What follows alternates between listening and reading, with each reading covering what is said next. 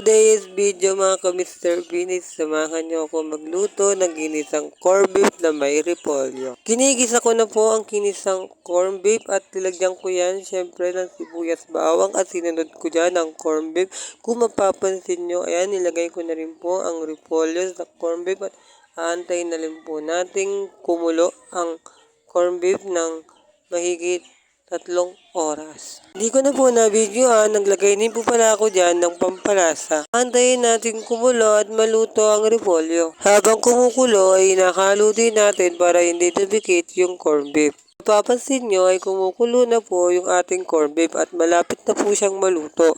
Kung mapapansin nyo ay tinikman natin at tingnan natin kung tama yung timpla ng ating ginisang corned beef. Para sa akin, tama lang ang lasa. Okay na siya, kaya agad din na lang ang ating video.